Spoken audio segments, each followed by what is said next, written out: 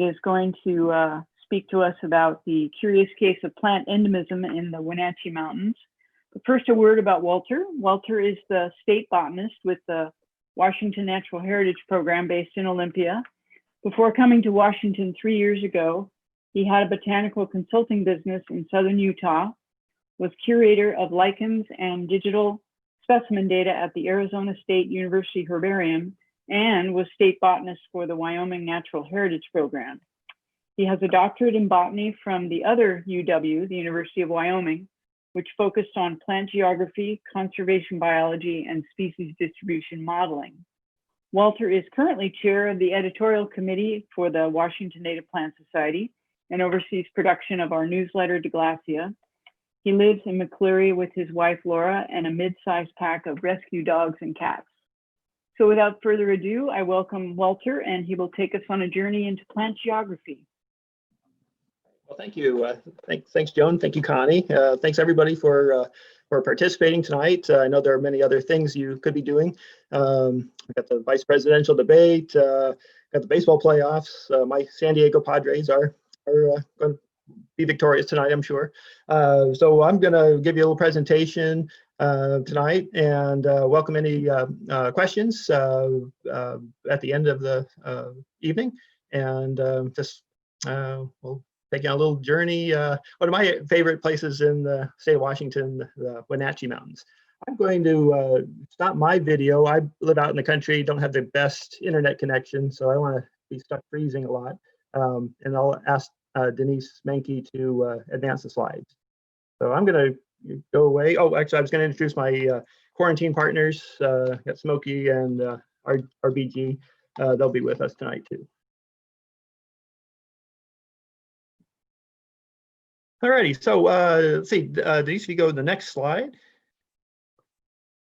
So I want to talk about one of my favorite topics, which is plant geography, which is really the study of where plants occur on the landscape, both where they are geographically and really how they get there as well.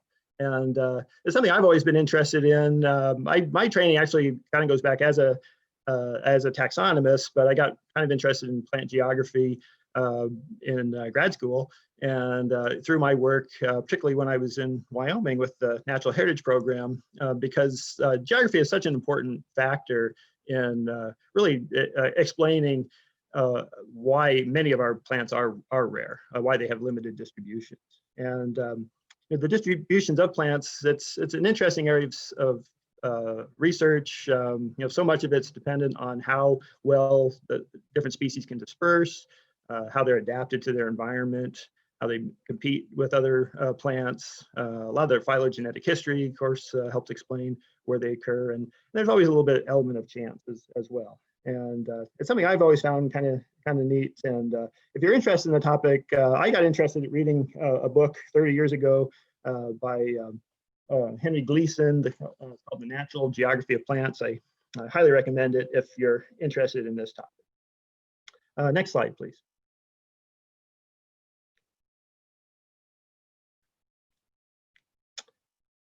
See, Denise, can you do the next slide? Okay, thank you. So as I mentioned, the geographic range of plants is really an important indicator of their conservation status. And one of the first people to really articulate this was Deborah Rabinowitz, who wrote a real classic paper on plant rarity, the 7 forms of rarity in the early 80s. And geography was a big aspect of her thinking in how to really explain why certain plant species were rare, both their limited distribution, things that are habitat specialists, things with few numbers of individuals or populations. And so there's a real strong correlation between species with very limited ranges and their conservation status. An example here is a plant that is endemic to the Columbia River along Washington and Oregon. It's called the tall beard tongue, or Penstemon hesperius. There's just the one dot in Washington and found on the map at the bottom. It occurs mostly in the Portland area on the Oregon side. Interestingly enough, this was a species that David Douglas recognized as being kind of distinct. He did not apparently make a collection, or it's sort of been lost. It was another 100 years before other researchers kind of latched onto it as potentially being a new species. And then it was in synonymy for a number of years as well. But it is a fairly distinct plant, quite rare, losing some habitat, obviously, in the Portland area to development and whatnot, but definitely one of our rarest plant species. I just point out, I can see a question. The colors on that map, you know, the state of Washington and the counties are indicated, and then the colors show different ecoregions, or what we call areas that are geographic subunits that have kind of a similar vegetation, similar physiognomy, often a similar flora. So, for example, the East Cascades ecoregions, what Chelan and Kittitas, most of Kittitas County are in the Wenatchee area. Along the coast is the Pacific Northwest coast, the Columbia Plateau, et cetera. There's 9 different ecoregions in Washington. So it's kind of a way to, you know, the county lines are fairly abstract political units. The ecoregions are more natural. So let's see, next slide, please. So distribution patterns, I'm going to elaborate on this in the next few slides. There's really 2 primary patterns and then some variations of that. You know, species tend to either have fairly wide distributions or relatively narrow distributions, and what we often refer to as endemic species. And this figure, I use this a lot in talks that kind of illustrate different ways species may appear to be distributed, kind of relative to the area of interest. So so sometimes these ranges are very context specific. And a good example of that is the orchid, giant hellebore or Epipactis gigantea, photographed on in the state of Montana there on the slide. That has a relatively wide distribution in Western North America. And so it's kind of indicated by the squiggly green line there. Everything to the west of that. So it's, you know, relatively widespread in Washington, not carpeting the state by any means, but not a species of high conservation interest in our state. And yet other places in the West where it just barely occurs, it is of species that's fairly rare. So for example, in Wyoming, the little rectangle right below the photograph, you'll notice the range just clips the northwest corner of the state in the Yellowstone area. And this species is quite rare in Wyoming. It's only known from 1 or 2 locations. And likewise in South Dakota, there's a little disjunct population in the Black Hills, isolated from the main part of its range. So it's fairly rare there. So this is a species that globally is widespread, but in particular states may be relatively rare because it's at the edge of the range. Contrast that with the other 2 examples, the dwarf bearpaw poppy, Arctomecon humilis, the white-flowered, pretty white-flowered plant. Its range is restricted to St. George, Utah, the red dot, basically. And that dot actually is probably 10 times bigger than its actual range. Very limited distribution, highly specific habitat, only occurs in these gypsum outcrops. It's a listed threatened plant. That's an example of an extreme local endemic. So it's quite rare. You know, in real danger of extinction. And then the columbine, the rock columbine, Aquilegia scopularum, in blue, it's still kind of an endemic, it's what we call a regional endemic, crosses the 2 states, Nevada and Utah. Not particularly uncommon in either state. And yet if you zoom way out, you know, from a global perspective, that range is still a little kind of pinprick on the Earth's surface. So it is also a endemic species, much smaller range than, say, the Epipactis. Again, a lot of this is specific, though, as far as how we might prioritize these species within each state. Next slide, please, Denise. All right, so widespread distribution I mentioned. Actually, the majority of our species tend to have a widespread geographic range. And the example here, the bracken fern, is actually one of the most widespread species in the whole Earth. It's found across many different continents. In the US, it's very widespread. These widespread species tend to be, of course, there's many populations. They tend to be abundant. And they tend to be habitat generalists. That is, they really can occur in a variety of different environmental situations. In Washington, our native flora, there's basically 2,640 or so native species and varieties. about 1,400, 1,481 of those are what we would consider widespread. So they're not going to be species of conservation concern in the state. That's about 56% of the flora. So that's kind of the good news. Next slide, please.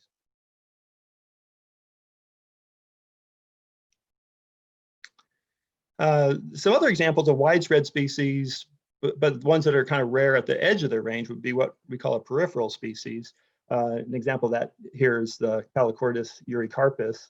The map in the bottom right corner, you can see it just barely gets into the southeast corner of Washington in the Blue Mountains. If you follow those dots, it's relatively widespread elsewhere in the West, certainly in Idaho, there's a number of populations in eastern Oregon, all the way to Wyoming. It's of interest in Washington because there are very few populations. I think there's only 3 or 4. But it's kind of an artifact of just these arbitrary geopolitical boundaries. And so it definitely is rare in Washington, but if you sort of step back and take the global perspective, it's less so. It's in the natural heritage system, we kind of run into this issue with these sort of G4, G5 species, globally widespread, globally common, rare in the state. That's the S1. So often these are species that we might track as species of concern because they definitely are rare in the state, but globally they're less so. They're going to be a lower priority, say, than some of our really rare narrow endemic. So in Washington, there's 365 species that are peripherals, about just a little under 14% of the flora. They were interesting from a conservation perspective in that they often are associated with unusual habitats, which themselves may be uncommon. And so finding concentrations of peripheral species often indicates a site that may be of some conservation value. So it might be something that the state might consider having a protected area, or Forest Service might have a special botanical area for these sites, or land trusts might be interested in conserving them. So they do have some importance still, but we don't necessarily always track every single one of them because there are so many. We'd end up with a very large list of state rare species and almost become too unwieldy. So we have to try to prioritize the ones that are the most threatened, really. Next slide, please. The disjunct species I mentioned briefly with the Epipactus are ones that are isolated from the main part of their range. And these are interesting because they clearly aren't capable of reproducing with their relatives anymore. And because they're reproductively isolated and genetically isolated, these are populations that are potentially speciating, could become new varieties or subspecies or species. And an example, actually, I don't really have a correct photo, but there is one interesting disjunct in the Wenatchee Mountains, the hairy Nuttall's linanthus. The species changes its name every 3 or 4 years, currently called Leptosyphon nettalii, subspecies pubescens. The photo shows the typical variety, which is relatively widespread in Washington. And as you might guess from the pubescens name, it has really hairy calyx and leaves, but it's quite isolated from its main part of its range, which is in the Sierra Nevada area in California, and some of the mountains in Nevada show up on the map. And so this is a species that I added to our state review list a couple years ago, partly because we didn't have much information about it, and the few collections there are suggests that it may be relatively uncommon. So it's not collected often, not observed very often. And so this is one I would encourage folks in the Wenatchee chapter keep an eye out for. It's fairly showy. And if you do see it, take some pictures. If you have permission, perhaps get a specimen for the herbarium, put a photograph on iNaturalist, send me an email about it. It'd be good to find out, just how this species is doing in the state. If it's doing okay, maybe it won't be something we would add to our list of state threatened or endangered or sensitive species. But if it's not, we might want to add it. And these disjunct kind of species are ones that we often put on the list because, as I mentioned, they are kind of distinct genetically, and they're often found in unusual habitats as well, so they can be indicators for other elements of conservation interest. And they're just, interesting stories themselves. It's always interesting, how they got to be so isolated. And there's sort of two different ideas, and it's probably case specific. Could be that the range was continuous at one time, between California and Washington, and for whatever reason, intervening populations became extinct. That does happen, probably. Or it could be that somehow or other a bird transferred seed from the Sierra Nevada up to the Wenatchee Mountains, and it got established, and kind of this long distance dispersal. And that definitely can happen as well. So it's hard to know sometimes specifically what happened without some good genetic data, or fossil data even. But it's a little puzzle that's interesting for plant geography nerds to contemplate. Next slide, please. Another category that's not all that common are things that they're so widespread, but they're considered sparse in that they occur very intermittently across the landscape. Their range may be relatively big, but they're very scattered. Populations are scattered, and they do tend to be in very specialized habitats. And so they're if you drew a circle around the range, it looks like it's big, but if you measure the area occupied, it's actually quite small. And often these kinds of sparse species are quite uncommon, and indicate interesting habitats. A lot of these are often like bog or fen kind of species. So a lot of our sparse taxa are sedges. A lot of the moonworts, like the one shown in the picture here, Botricum ascendens, they kind of have this pattern. If you look at the geographic map for the country, on the bottom, you can see it's found in quite a few states, but each of the counties are indicated in yellow, superimposed on the green states. And so they are kind of scattered counties. In this particular Botricium, it seems like every state tracks it as a rare species. In fact, that's what the yellow coding means on that map. And so when you do find them, it's kind of exciting. It's of interest because there aren't that many populations, and they tend to be uncommon. And so that's something that's valuable information to contribute to the heritage program or the herbarium. Not a lot of these species in the state of Washington, about 311, about 12% of the flora. It's not a pattern that's all that common. Next slide, please. And I just have a couple of brief slides on introduced species, which is another distribution pattern. They are native somewhere, of course, just not here. We're certainly aware of all the horror stories of the species that really take off, like the Himalayan blackberry, and there's a few others. They're noxious weeds that really become problems for agriculture, for human happiness and all that, but ecologically become a real problem as well, crowding out other species, increasing fire frequency and so forth. In Washington, we have 1,041 at last count introduced species, which does increase the species richness of the flora quite a bit. Not sure that's a great thing, but it's about 28% of the state flora are species that are introduced and naturalized, you should say, not counting species that are just sort of grown in cultivation that haven't escaped on their own. That number actually would be quite a bit higher. 28% though is high. California, Hawaii, they have a higher proportion of introduced species, but 28% is higher than many other Western states. It's interesting too, though, that there are 1,000 some species. Many of our introduced species really are rare in a sense. They don't escape. They don't become as big a problems as the really bad ones do, the poster childs for introduced species do.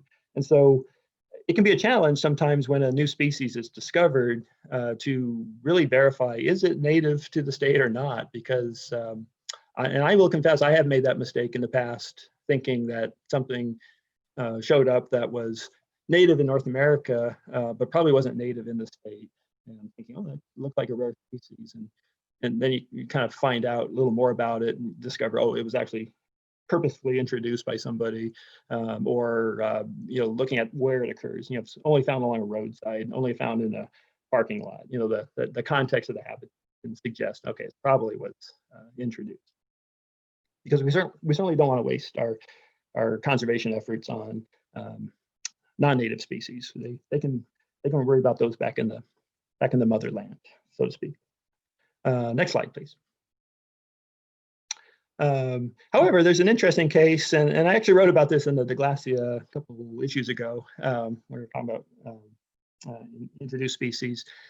So in Washington, Gerald Ownby, who was a plant evolutionary biologist at Washington State back in the 40s and 50s, he did a lot of experimental work on tragopogons, oyster plants, salsifis, and there's 3 introduced species. It's not native to North America, all from Europe.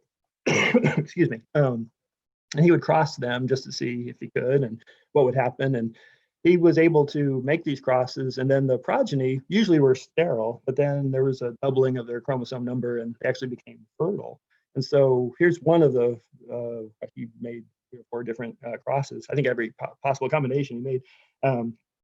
There's this, and he named it as a new species. This hybrid salsify, Tragopogon miscellus, is derived from dubius crossed with pratensis. Dubius is a really common one. Pratensis is a little less common. And yet this new hybrid shows up around Pullman, it's in Idaho. Actually, it's spread quite a bit across the West. I've seen it in Arizona. I've seen it in Wyoming. The question arises, if the 2 parents are introduced, but the cross species, that was derived in North America, does that make it a native species? And we seem to have some parallels to our modern political times. I didn't really think of that, but it's a little bit of a riddle. It's a conundrum. Certainly the hybrid salsifis aren't species that we're going to put a lot of effort into from a conservation perspective. But, it is an interesting biogeographic puzzle. So I'll just leave it as a riddle. Next slide, please. All right, so I'm going to talk now about endemic plants and stress that endemism is, in the context that we tend to use it for plant geography, are plants limited to a particular area. It's usually a relatively small area. However, technically, a species could be endemic to just about anywhere. It's kind of scale dependent. Excuse me. Here's an example of one of our Washington State endemics from the Columbia Scablands area, Polemonium pectinatum, kind of a cool plant. You can see its distribution there. This is getting in Idaho. So it's just found in Washington. And one of our rare plant species. It's actually lost quite a bit of habitat due to the conversion of the prairie grasslands to agriculture. Next slide, please. And like I say, it is context dependent. So, basically all living things are endemic to the Earth until we learn that something came from outer space. Actually reminds me a little segue back when 20 years ago, I was working in Wyoming for the Natural Heritage Program. We used to rank species, weed species in the Natural Heritage Network, their global rank, and the weed species tended to be ranked GE for global exotic. And finally somebody in the network, and I'm so embarrassed it wasn't me, because it would have been such a great waggish thing to say, but someone pointed out that you really can't have a global exotic unless a plant came from Mars or something. So now we call them GNRs. Mostly they're global, not ranked. So assuming that everything is native to the Earth at least. But having something endemic to the Earth doesn't really give us much valuable information. There are definitely species only found in North America, and then there are species only found in the Pacific Northwest. So the range keeps getting a little bit smaller. As the range gets smaller, our conservation interest ratchets up. And then we have species only found in Washington State.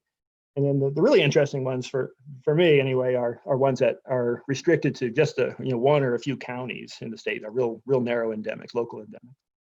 The one in the picture here, the Wanapum crazy weed, is a good example of that. There's only one population in the whole world, and that's on Saddle Mountain to the east of Beverly, east of the Columbia River.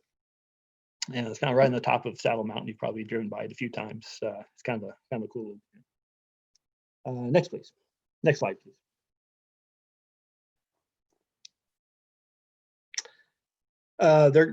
so there's sort of two scales that we're interested in for endemism. There's sort of the little bit broader one, the regional endemics, which tend to identify those as species with their global range is limited to 1, 2, or 3 states, basically. Relatively small geographic area globally, but not quite as small as, say, the wampum locoweed in the previous slide. And there's quite a few of these in the Wenatchee area and in central Washington. And this one's a good example. You've probably seen this one on any hike in the Wenatchee Mountains. The Kittitas subspecies variety, of sulfur buckwheat, Eriogonum umbulatum variety Hypalium, only found in the Wenatchee Mountains, and then just barely up in the Okanagan area. So it's endemic to Washington, basically endemic to the mountains of the East Cascades. And yet, it's not hard to find, but not super abundant either. And so this is not a species that we track as a species of concern specifically. But these species are important because they are vulnerable to long-term environmental changes, climate change kind of issues, or large-scale disturbance kind of events, because their ranges are so limited, and they often are restricted to particular habitat. Some of the regional endemics we do track, particularly if they're uncommon or very specialized or highly threatened and declining. Other ones like this species, either we don't really have enough information or we presume that they're doing okay. And I'm always interested in these, and I think a lot of my plant collecting nerd friends, we kind of focus on these sorts of species. And I definitely encourage, these regional endemics, they can be under-collected. If you do run across them, take a picture, get a location, put the photo on iNaturalist. If you have permission, make a specimen. If there's, population's big enough, send it to University of Washington or Washington State or Central Washington, your local college herbarium. It's good to get this kind of information into the system. In Washington, there's 365 of these regional endemics, just under 14% of the flora. We definitely don't track all of them, but the rarer ones are species of conservation interest. Next slide, please. And then the real narrow endemics, local endemics, are found in maybe a single county or 1 or 2 counties, just a very limited area. This example is one of our endemic onion species. There's actually quite a few rare onions. Often surprises people. This is the Grand Coulee onion, Allium constrictum. Basically occurs in the Grand Coulee area in eastern Douglas County. Usually there's not very many populations of these. Often they're uncommon. Often they have a pretty high habitat specificity. And so these tend to be species that are of high conservation interest. There are 57 species we recognize as being local endemics in the state flora, about 2% of the flora. And I think we probably we don't track all of them, we track 55 out of 57 or so. They just tend to be things that are uncommon enough or threatened enough or of concern enough that we put them on our state list of species of concern. And again, certainly, any kind of major change, climate change, or big mine goes in, or giant fire, or you name the perturbation. These things are going to be vulnerable because they just don't have anywhere else to go. Let's see, next slide, please. Oh, I just saw a chat thing. I'll be talking about Iliamna in a few slides, so hang on to your question on Iliamna longicipula. A couple other things to notice about endemism is sort of the origin of the species. There are species that we consider to be paleoendemics or ancient endemics. And generally, these are plants that were once very widespread, but now are restricted to a very small area. Basically, their range has collapsed due to something. They're extirpation for the most part. And usually the only evidence for that is to have a fossil record. And so the best example of a paleoendemic is probably ginkgo biloba, which there's abundant fossil evidence that we have. For example, ginkgo petrified forest state park has all these ginkgo fossils. This was a species that was widespread across the north temperate zone. in the Miocene. Basically collapsed its native range to a small area in China, a couple of mountain areas in China. Although today it's grown across the world because it's a very hardy species and doesn't have any insect pests, basically outlived all of its pests. So the paleoendemics, we can recognize them because they're used to be widespread, now they're not, and you kind of had to have that fossil evidence. Next slide. And this contrasts with what we call neo-endemics, new endemics, which are presumed to be recently evolved, relatively recently. And it's thought that part of the reason they're fairly restricted is they just haven't had the opportunity yet to expand as widely as they might. And a real good example of this is the Untainum buckwheat, wild buckwheat, Eriogonum codium, one of our arguably our rarest plant in Washington, if not the rarest, our third rarest. Only known from a single location on the Hanford site, Untainum Ridge, area burns frequently. We had a big fire in 2017 that took out about 60% of the population. It's just having a hard time. It's interesting, we've done some modeling, potential habitat modeling. A colleague of mine, Jake Kleinecht, and myself, looking at some of the environmental variables where it's known to occur and where those same variables show up in the surrounding area. And there is a fair amount of other likely potential habitat in the vicinity. No one's found it there yet, and we're going to try to visit some of these sites next year if we can get out. So there's definitely niche space for this species out there. It's just not occupying its full ecological niche, which is interesting because, why? Is it because it can't get there? The seeds can't get there? Is there another Eriogonum already there that would compete with it? Did it used to be there and has become extirpated? Is it there? We just haven't found it. So it's really interesting. There's just, all kinds of cool things you can do with it. But figuring out if something is a neo-endemic is tricky because there's no those are relatively recent. There won't be a fossil record. We do have to kind of infer sometimes that they're probably recently evolved. Often we assume things are neo-endemics if they're in genera that are very species rich and seem to be actively evolving. And Eriogonum is a good example of that, one of our bigger genera. So we see a lot of neo-endemics probably in things like Astragalus, Origeron, Cryptantha, Penstemon, some of these relatively big species-rich genera in the West that are often restricted to sites that are fairly specialized, have very specialized soils. Which actually raises another example of an endemic, which I didn't put a slide in, what we call edaphic endemics, and Eriogonum codium is a good example of that too. Edaphic endemic occurs on a specific geology or soil type. Next slide. So here's just a map that my predecessor, Joe Arnett, put together for a report. I think it's on our website, actually, if you guys are interested. He did in 2012, looking at endemic plants of the Wenatchee Mountains.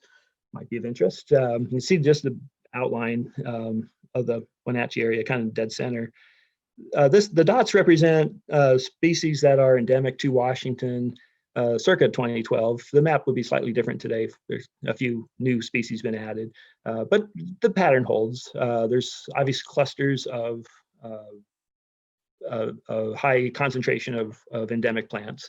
The Olympic Peninsula is one, the high mountains, and also the kind of the Hoh River area. There's a cluster around Mount Rainier. There's a cluster around the Hanford site, along the Columbia River,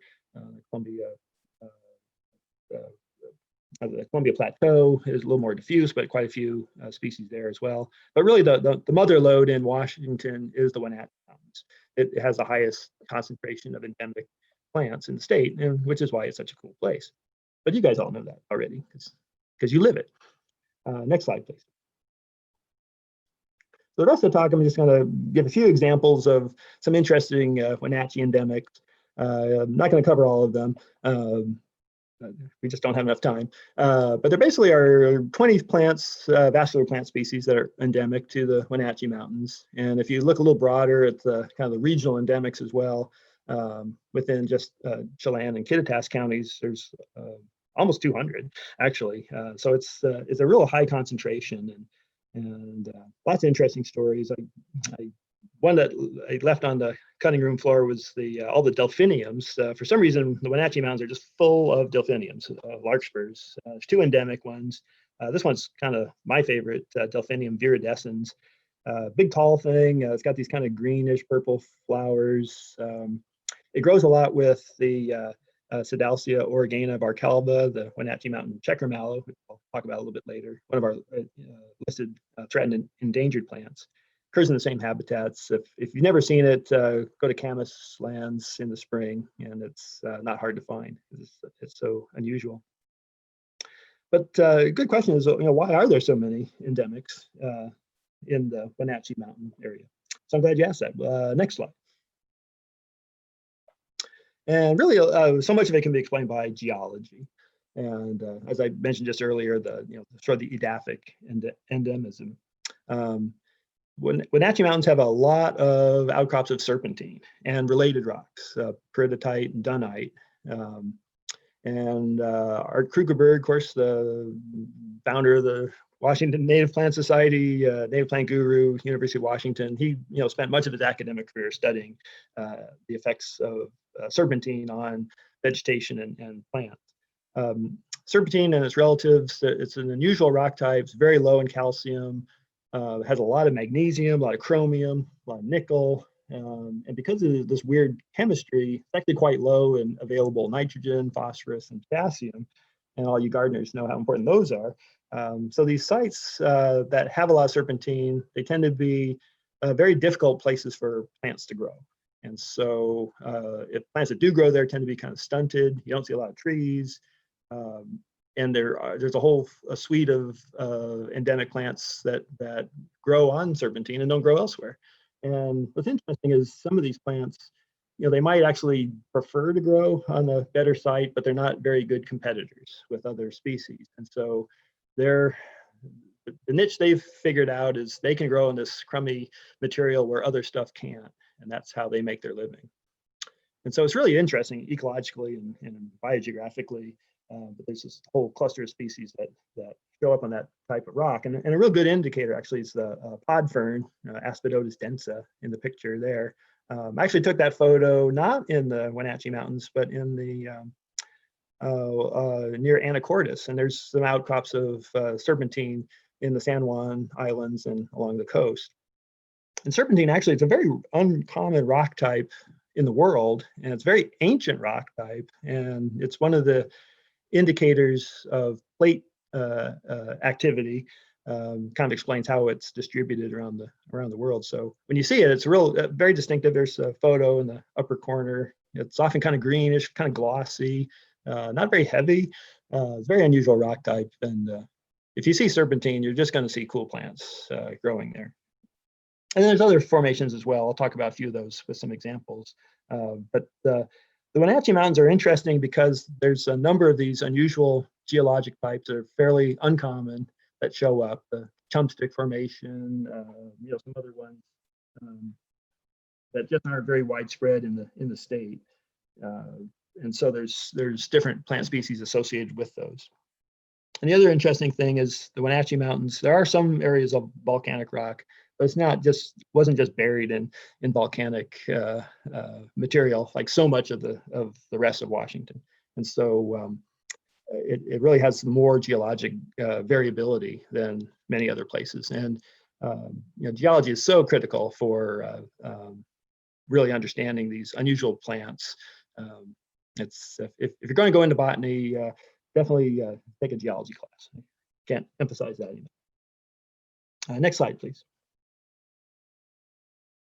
So one of the serpentine endemics is this Canactus thompsoni, Thompson's Canactus, if you don't like Latin names. You see the name Thompson. Thompson was one of the co-authors of the Flora of the Pacific Northwest back in the day. And anytime you see a Thompsoni, there's a good chance it's from the Wenatchee area. And it's a rare plant, and it's a serpentine plant. So its global range basically is the Wenatchee Mountains. The map down the bottom there from our field guide, that the two outlier populations actually are misidentified. So the whole range is basically the Wenatchee Mountains, and pretty much entirely on serpentine. although actually an interesting site, there was a new site found this year, not on serpentine, but maybe influenced by that. It's interesting too, there used to be a second species with a very similar range called Connectus ramosa, which also occurred in the Wenatchee Mountains. Although it now appeared, it was intermediate between the Glassii, the really common one, found everywhere in the state, and Thompsonite. And it's now thought to be probably of hybrid origin or kind of introgressed with the Glassii. It's not recognized in the current flora. It's considered a synonym of the Glassii. It's a species that we do track as a state rare species, and it's on the BLM and Forest Service as well. And there are not many populations, and they're not particularly large populations either, which we see with some of these other endemics as well. Often the populations are surprisingly small when you do see them. So if you're out hiking around on some serpentine, you see this little guy, take a picture, send it to me, put it on iNaturalist, get the information out there, because we're always interested in finding new sites or going back to a known site and seeing how they're doing. Next slide, please. This little lomatium was just described recently in 2018, Lomatium roniorum. It's only known from the Leavenworth area up to Plain, and it's another edaphic endemic. In this case, it's restricted to the Chumstick Formation, named for Chumstick Mountain, which is an interesting area. It's the geology. It's on the sandstone. It's called Arcosic sandstone. Basically, the sandstone has weathered in place, and the rocks and the thin soil over the sandstone haven't eroded off. And so Arcosic just refers to that. It's actually more of an adjective. Arcosic stuff is always really slippery, or it's kind of, to me, this is, I spend a lot of time outside by myself. I'm never that afraid, but the only time bad things have ever happened to me in the field is if I've fallen on Arcosic stuff, because it can be like little ball bearings on top of the surface. So you want to have a walking stick. You want to tell your loved ones where you are, but watch your step on this stuff. So this species is closely related to another serpentine endemic, Lomatium cuspidatum. In fact, there's actually 3 endemic Lomatiums in Wenatchee range, also Lomatium thompsoni. Lomatiums are speciating like crazy. I think there's another undescribed one that's in the works, or maybe 2. Mark Derrick found a whole bunch of them. Mark's got a real good eye for these things, and you guys, of course, you guys know this was your plant of the year, I think, a year or 2 ago. I remember that in the Glassii. Mark and his collaborators, they had a name contest for this species as a fundraiser, kind of to pay for their research, because the genetic research costs money. Nobody does it for free, and they basically sold the naming rights of the species to the winner was the Rowan family. And that's where the name comes, Lomatium roniorum. But we call it the Leavenworth desert parsley because to honor our favorite German medieval town. It's an interesting plant. I was disappointed. I went looking for it in 2019 because I hadn't seen it before. I wanted to learn about it, and I could not find the site where Mark had the type locality, excuse me. Although I found out later when I got back, I was really close, and that actually in this paper, there was an error in the longitude. So I think I know where it is, but actually I'm thinking of having a contest. The prize will be somebody can take me to this site next spring, because I really want to see this and get some pictures myself. So we'll have a little contest or something, and the prize will be you can accompany me to see this.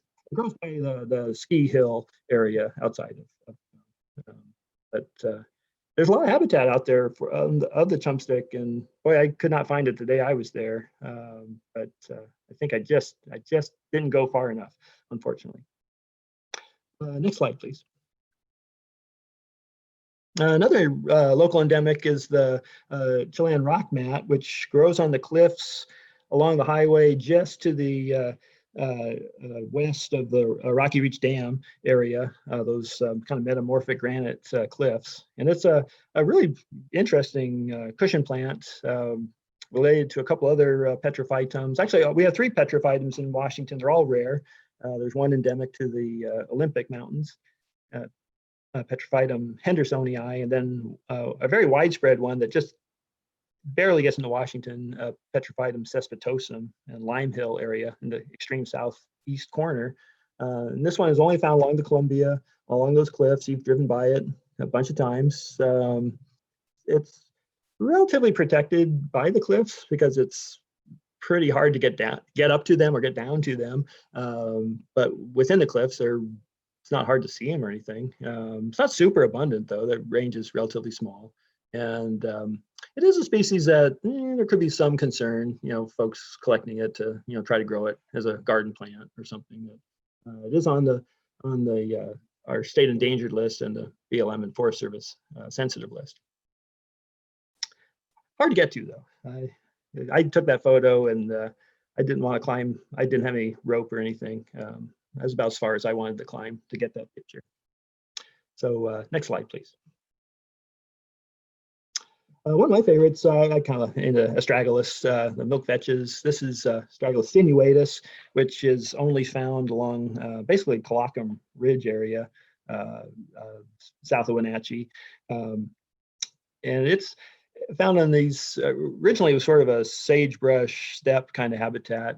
Most of the sagebrush has been lost now due to wildfires. In fact, there's just another fire there this summer, unfortunately. There's a big fire there in 2017, and I think there's a few years before that.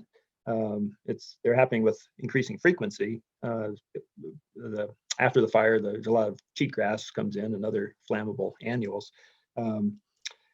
Although this plant's kind of adapted to fire, it seems. And so if the fires aren't too extreme, it might actually be able to persist. But, we don't have the crystal ball exactly. And fortunately, a big chunk of the habitat is protected in the Upper Dry Gulch Natural Area Preserve, which is managed by my agency, the Department of Natural Resources. And it recently completed a land swap with the private developer there at the base of the ridge, swapping out some land that probably will get consolidated into the NAP eventually. It isn't yet, so that's a positive thing. And the BLM has a protected area for it on a piece of its land. And Wendy Gibble from Rare Care, she's been working with Molly Boyder from the BLM to try to reestablish a population on the BLM land. And I helped them one day lug 8 gallons of water up to the site to water their plots and encourage these little plants. So it's a really cool plant. It has these pods that are kind of curved a little bit. And kind of an interesting story, when it was first discovered, it had 2 different names, which is why the common name doesn't make any sense, Whitted's milk vetch.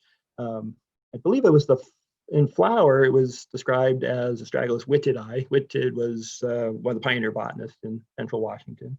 And then somebody else came along, actually earlier, and named the plant based on the fruit, Astragalus sinuatus. And then I think it was Rupert Barnaby, who's the expert on Astragalus, who put 2 and 2 together and realized these 2 species really were the same. They'd just been collecting flower and fruit.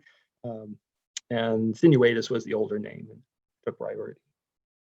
I'm advocating, and Dave Wilderman, who does a lot of work on the Upper Dry Gulch, we want to change the common name because Whitted just doesn't make any sense. I mean, no offense, but he has other stuff named for him.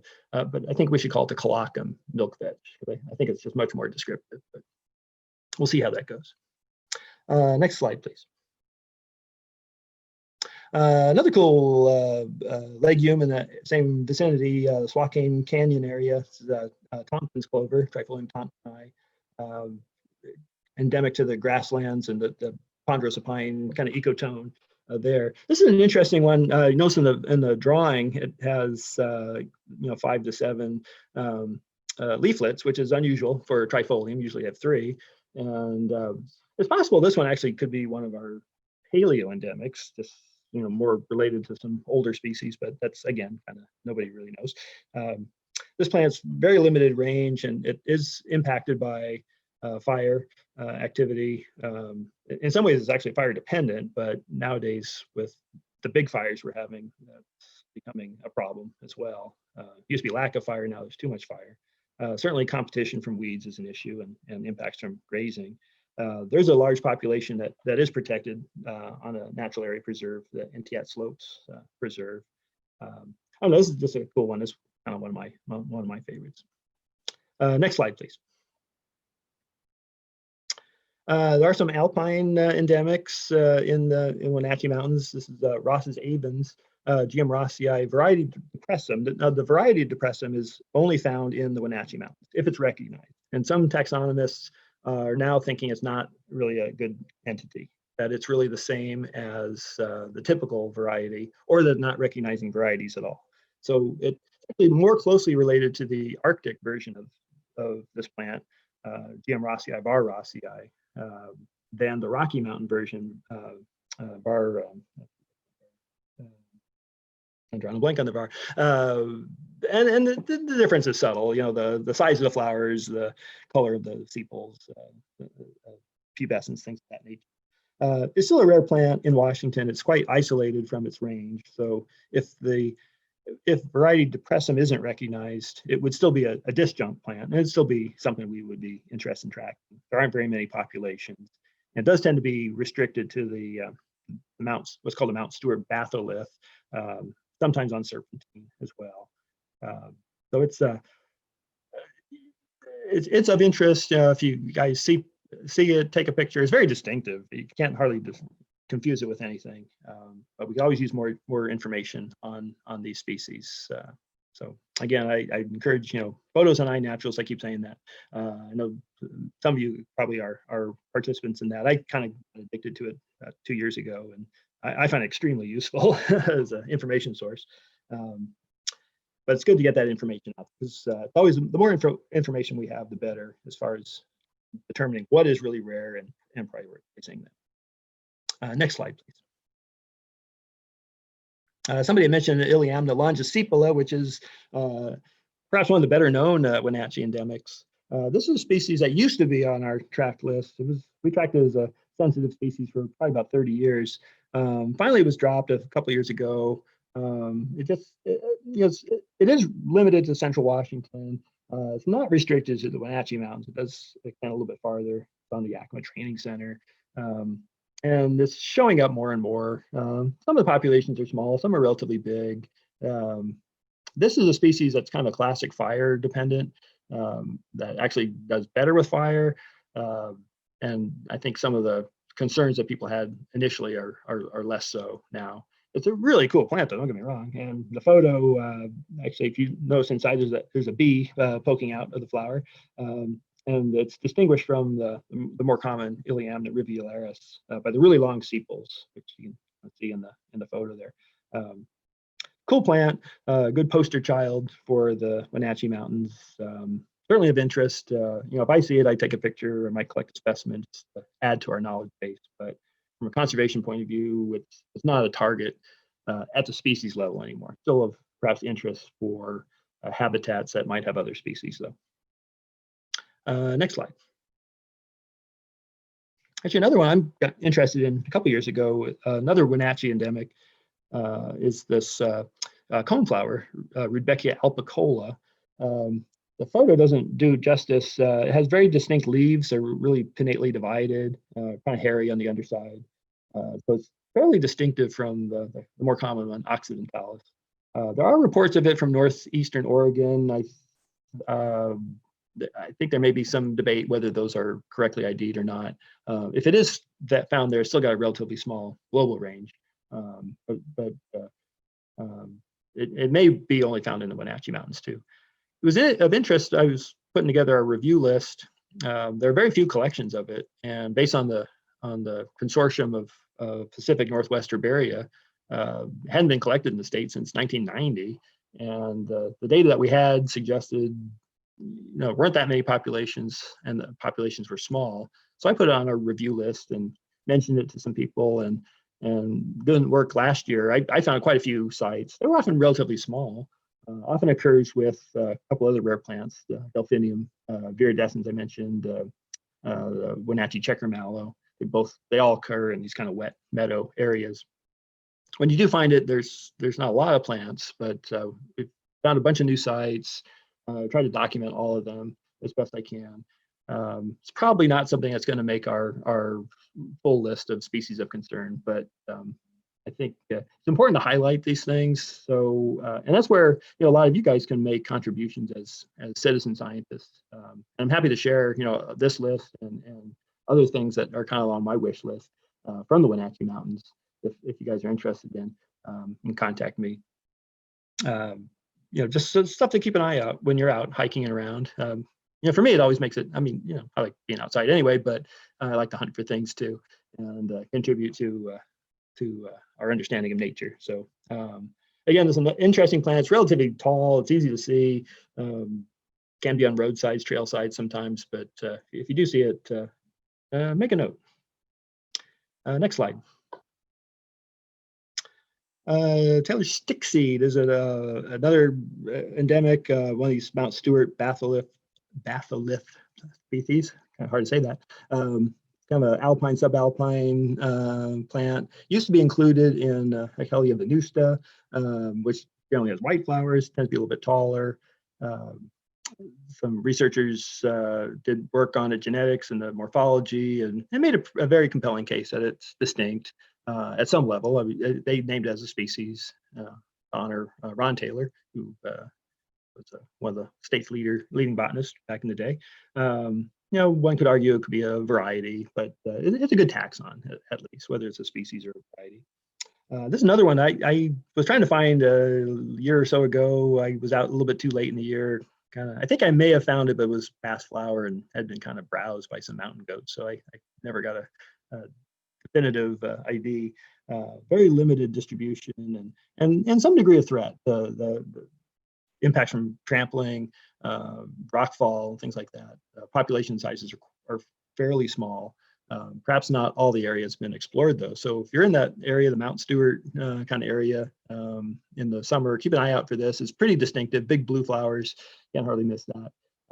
It's definitely one that we could use more information on its abundance and distribution. Next slide. And here it is, Ecology venusta, the other poster child for the Wenatchee Mountains. This is a listed endangered plant, and should be. Very small population size, just in the Tumwater Canyon area. Wendy Gibble, Rare Care, has been working with DNR and others, Forest Service, to try to grow the plant in cultivation. It's quite difficult to grow and get seedlings going and transplanted. We're trying to get some new populations established as part of their recovery effort, and that's been difficult. It grows in this very weird soil. It's almost like road base is what it grows in. It's very erosive. This plant is it's sort of like it just doesn't want to do well. It's really hard to keep this thing going, but it's such a beautiful plant and it's so interesting that we really want to help it out. But definitely one of our arguably in our top 5 rarest species in the state. And again, something, if you're out and about and you happen to see it, let everybody know. It's difficult to get into its habitat. It's very steep and a lot of rock slides and whatnot. Kind of dangerous to be in there. And this past summer, actually, Wendy recruited some college students who were savvy with drones to fly around in among the cliffs and the trees to take some imagery and try to sort of survey the plants that way.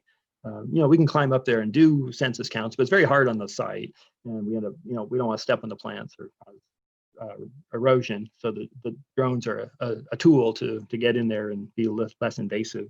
And someday maybe try to use them to identify other areas of potential habitat. So it's kind of a cool application of technology. Next slide, please. All right, last one I want to mention is save the best for last. The Wenatchee Mountains checker mallow, Sepalsia oregana or calva, restricted to the Wenatchee Mountains. Very few populations left. It's very specialized habitat, high water table, these flat meadow areas. The best population is at Camas Meadows, very extensive there in the Camas Meadows Natural Area Preserve. some of the adjacent Forest Service land that occurs there, and then on some private land where we have some conservation easements going as well. Most of the known sites are historical, probably extirpated, particularly around Peshastin. It probably occurred in areas that were good farmland and got converted. And it's threatened by other things. It's quite edible to weevils. It's impacted by fire suppression, actually. Some of the sites where we do see it at Camas Meadows, Camas Lands, out in the middle of the forest now, where it probably was an open meadow at one time. They're hanging on, but they may not be long-term persistent in those areas. And other sites, I was doing some survey work the past couple of years. Some known sites appear to be extirpated and couldn't relocate them. Sites have become grown in with too much vegetation, too many trees from what when they were first found. They were real small sites to begin with anyway. Camas Lands, however, is quite large. There's thousands of plants. We've been working on an effort through our Natural Areas program. Dave Wilderman started. Keena Bugner's been working on it, and others. Molly Jennings has taken over that work. And we were out there a few days this summer. We try to count all the plants, map them out, and it's just taking forever to get this area counted. And we keep finding more and more plants. So it's there's a good 12,000 or so plants there, probably more. And we hope to have had the count wrapped up this year. Well, we didn't. We'll have to go back next year. It might still be a couple more years. I'm starting to think this might be job security for us all to not ever finish this count. But it's a very healthy population. Other ones, not quite so much. And there's some issues with it too, long term. Next slide. There's some issues with climate change. Actually, it's pretty vulnerable for that. We've been doing work looking at a lot of the rare species using a tool called a climate change vulnerability index, which is something that NatureServe has come up with, our umbrella natural heritage organization. And Jake and I were doing some modeling of the known range, which shows up here on this map, kind of in the yellow and green. Yellow is the Camas Land Preserve, and green dots are other populations. And then superimposed on that in the checkered is the soil types where it tends to occur on. And then the red, the pink and the purple areas are kind of the climate envelope that it likes, and where that envelope is going to be in 60 to 80 years. And you can see there's kind of a mismatch. It looks like the climate for this species, where the precipitation patterns and temperature patterns that it likes are really shifting southward and actually going up in elevation from where it occurs now. And there are some of the same soils there, but the plants generally aren't found there. And so it's a bit of a conservation conundrum. Do we need to move plants to these sites? Will they get there on their own? It's kind of an unknown. So because of this plant's dependence on high groundwater, on precip, cool temperatures, it really is at high risk for climate change issues, and it's kind of sobering to see that. And this is one example, but others of these Wenatchee endemics as well. Because their ranges are so limited, they just don't have a lot of other places to go if they have to migrate because of climate issues. Next slide, please. So we did another analysis looking at how well protected some of these species are. This is from a report I think you can get on our website, looking at the Columbia Basin and the East Cascades, but how well the rare plants that we track are represented in existing protected areas. And those protected areas would be, say, wilderness areas managed by the Forest Service, or there might be natural area preserves run by the state, or private conservation areas from land trusts like the Chelan Douglas Land Trust or Nature Conservancy. They might be BLM, ACEC, areas of critical environmental concern, Forest Service research natural areas, so forth. And we're just looking at known populations and seeing how well they're represented already. And that's what the pie chart kind of shows. For the East Cascade species, we found that 48 out of 131 are at least protected in one area. And by protected, we mean it occurs in a piece of property that has formal legal protection. Doesn't mean that that population is necessarily healthy or the management activities are compatible. It just means it occurs in a park versus it doesn't, basically. And so we see that's about 37% of those species. And that's just looking at the rare species, which, you know, we hope may be representative of the whole flora. If anything, it probably represents, it's probably the more widespread species are probably doing better. Other studies suggest that. But generally, when you look at the sort of gap analysis of species, it's the rare species that are more likely to be underprotected or unprotected. And it's kind of what we found in this study. So we definitely have work to do. There's still particular sites or habitat types that are poorly represented. They're often wetland types or some of the forest types, grassland kind of areas. Basically, any areas that you know, historically had a lot of human use tend to be ones that are either underprotected or there's not much left of them. Oddly enough, that alpine kind of sites tend to be very well protected, although those are areas that are going to be vulnerable to climate change. Next slide.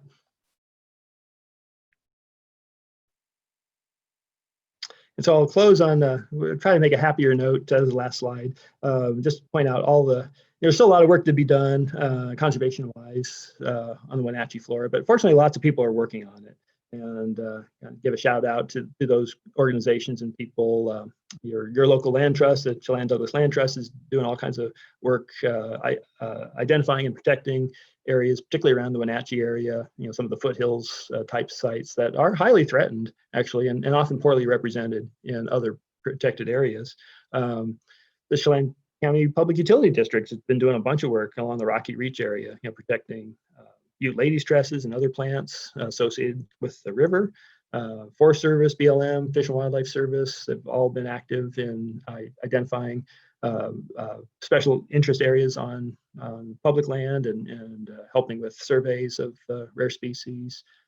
My agency, the Department of Natural Resources, our sister agency, Department of Fish and Wildlife, you know, a lot of the state wildlife areas, these natural area preserves are important areas for a lot of the flora. Although oddly enough, and here's another way you citizen scientists out there can help is, you know, we have these protected areas, but we don't always know what's in them. And so there's a real need for folks who are savvy with plant ID, or at least good at recognizing different things, to go out there and work on species lists and build on the species lists that we have for the Native Plant Society, but really get an idea of what's out there. And especially even for some of the more common species, it can be useful to know if they're being represented. Or what's really missing are these kind of intermediate species that aren't rare enough to be on our state rare list, but aren't super common either. And so those things tend to fall through the cracks. So if you're out in these areas, keep a pen and paper, take your camera, you know, record stuff you find. And you may think it's not important or somebody already knows, but you'd be surprised how often we don't know what's in these places. And of course, our rare care partners are out helping us monitor stuff all the time. So you know, there's plenty to do out there. It's a really great place. You guys live in the best place in Washington. I tell my boss I want to get transferred to the Ellensburg or Wenatchee, and they think I'm joking, but and I spent all my summer out there anyway, so might as well live there. But you guys get to do that all the time. So my last slide, I'll put my video back on. There I am. I think, Connie, you've been keeping track of some of the questions. If people have questions, or Joan, I'm happy to answer some. Again, yeah, thanks. we do. Yeah, thank you, Walter. That was a very interesting presentation. We have lots of work to do. I can see that. So in the chat, we'll start there. Got several questions from Jack Massey. Considering Iliamna longicephala on Table Mountain Fire Area, Cle Elum Ranger District, how does plant endemism play a part when it seems to burst forth with high populations after a wildfire? Guess I'm asking what geographical specific determines such a plant after a fire? Let's see. Yeah, I think in that case, The Iliamnas are kind of known for being fire adapted. There's a really well-known species from the east. I remember the name Ileana corii, I think.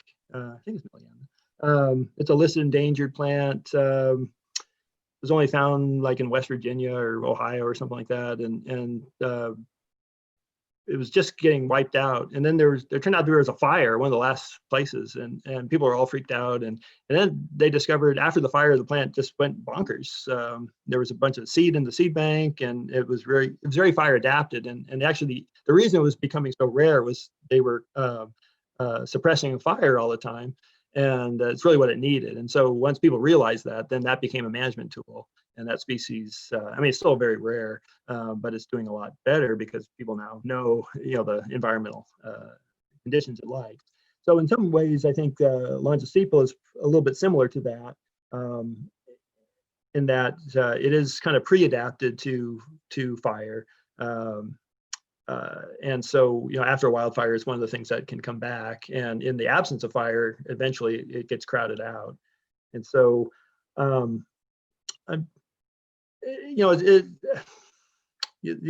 far as the endemism, how that fits in, that's a good question. Why doesn't this species occur more widely than it does? And that's always a conundrum for these species, for many of these plants. And to me, the obvious thing is, or the most likely explanation would be it's somehow dispersal limited. It just isn't able to get its seed transported widely. Or there's some kind of barrier preventing it from, say, getting to the Blue Mountains or something. It might do perfectly well in the Blue Mountains, hasn't had an opportunity to get there or the ability to get there. If somebody introduced it themselves, it might do fine there, or it might at least grow. Maybe the pollinators aren't there or something, but there might be other natural history kind of explanations for why the plant's range is limited. I don't know if I'm really answering that question very well. Maybe I don't know. It's a good question though. It's why are these species have the ranges that they have? That's the $64,000 question. Yeah, Jack has another comment. Unless your program already was going to talk about Agaceras aurantiaca variety Carnea, always liked Lachschwitzi. There we go. Especially for Klaus in Haney Meadows. He was a famous Montanan botanist. Okay, I don't know if his question or he just wanted to comment on that, especially in Haney Meadows on Table Mountain. Yeah, we do track that species actually, and it's would be kind of a regional endemic. It gets to Wyoming, Montana, it's in Alberta, I believe, Idaho, might be in Colorado too. I can't remember. It's kind of that's a tricky one because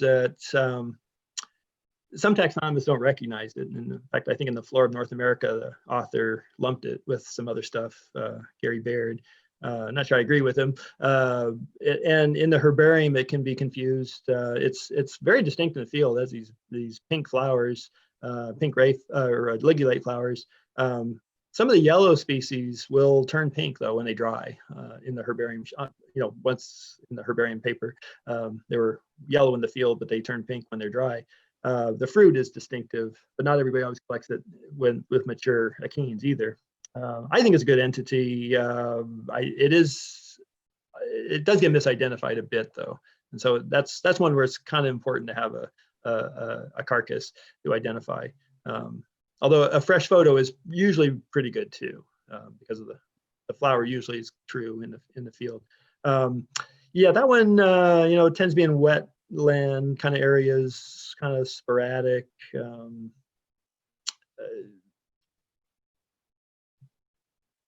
I guess I wasn't aware. Off the top of my head, I wasn't sure it was in the Wenatchee Mountains. So that might be a new site. I'd have to look it up. The only place I've seen it is in the Okanagan Mountains in Washington. Okay, another one from Jack back in 2005 to 6 on Tonasket Ranger District, Okanagan County. We chased a rare plant then called Habenaria viridis, now Dactylorhiza viridis. What is the thought as to why it was found only in that county in all of Washington? Yeah, that's is absolutely correct. That name has changed. That particular plant is actually fairly widespread in Western North America. So it's kind of at the edge of its range in Washington. probably either slightly disjunct or kind of at the periphery. So it's one of those peripheral kind of species I mentioned. And so, yeah, I mean, it's definitely rare in the state, and definitely of high interest to relocate those populations. Again, it's a little bit of an artifact of how the state boundaries, political boundaries, are defined. So, if say the Washington boundary was 40 miles farther north into Canada, we'd have a bunch of population. We wouldn't even think about it. If the boundary was 10 miles farther south, we wouldn't have it at all, kind of thing. So I think it's important to keep that perspective on these species, and I think it's one of the values of the heritage ranking, where you have the global rank, the G rank, and then the subnational state rank. The G5S1 kind of thing, because the S1s are important. They're useful. And everybody gets excited about those state rare things. But it's important to keep that in perspective, that the G5 versus the G1. I'll take the G1 every time. Because ultimately those G1s, those state endemics, those real local endemics, we're ultimately responsible for those species. If we lose Dactyla viridis in Washington, that would be a bad thing. Don't get me wrong, but there's a bunch of it in Canada. There's a bunch of it in Wyoming. There's a bunch of it in Colorado. The species is going to be fine. Versus if we lose Eriogonum codium in Washington, we've lost it everywhere. So sort of Sophie's choice, I guess, in a way, but well, maybe not. I think it's important to really recognize those species that we're really responsible for at the state level, and I would argue too for the Wenatchee area. These real localized Wenatchee endemics, they really are important species, and you guys, as being Wenatchee residents, are kind of responsible for that, and it's kind of cool in a way. You live in a cool place that has these plants that don't grow anywhere else, so take some pride in that. Good job. We do. Okay, one more from Jack. Delphinium viridescens, another plant we searched for and found few above Liberty and Cle Elum Ranger District. What is the geographic limitation that seemed to keep it in the Wenatchee Mountains? Yeah, another great question. Again, probably it's dispersal limited. It could also be a kind of a niche thing where it could grow in another mountain range where there's another delphinium or a related species, aconitum or something like that, that's kind of already filling that ecological role. It's niche there. I think that it's a big unknown. Back a long time ago, people had a little more latitude for research, where they might do common garden experiments and could see you might grow a whole bunch of different delphiniums somewhere, say in UW campus or something, and see how they would do. And of course, in the cultivation, things are getting water and fertilizer and all. But a lot of these plants probably could grow other places, and it's just they haven't gotten there is all. And if they do get there, there's already a plant filling its role there. So it has to be able to kind of displace that or do something totally different, kind of fill a unique niche. And so, and sometimes we don't know. Maybe this had a wider range at one time. It was one of these paleo-endemic type things. We don't always know that. But yeah, it's a great unknown question. Why these things are limited. And I talk about dispersal. Pollinators could be another thing. It's tied to a particular pollinator species that has a small range. Also, there's so many just so stories, I guess, in these where they're all great, research projects. Be a great master's study for a student. To really look at the odd ecology of some of these endemics. And actually, I think delphinium, they're having some studies like that done, but some of these other species that aren't as well studied be a good topic. Great question. I wish I knew the answer. Many are the research projects. All right, and now Gary Reese from Nevada asks, do rodents eat your Eriogonums? A lot of things will eat the Eriogonums. Eriogonums are really, the bugs like them a lot. Of course, they're an important pollinator plant for butterflies. the Ariagnum codium, I assume he's talking about the codium site. The biggest threat there for sure is fire. Other threats, the area is really closed off now. You have to, it's all gated off, and you have to have a pass to get on there, and they're, sort of armed, angry men defending the area. Back in the day, there was a lot of petrified wood around there. People were digging up wood, and you see these holes left where they dug stumps out. Of course, it's also a very important area for the Yakima Nation, other First Nations. Had a lot of important cultural value there as well. Generally, we do see definitely something snipping the flower heads off, whether that's a rodent or a grasshopper or something like that. Often they just sort of sit on the ground, sort of like they nipped it off, took a bite, decided they didn't like it, and spit it out or something, which is sad in a way because it's kind of wasteful. We really need that seed. But definitely the fire is the biggest issue, and it's probably an area that didn't burn that often historically, but with all the cheatgrass now, it's a downward spiral. It's real sad too.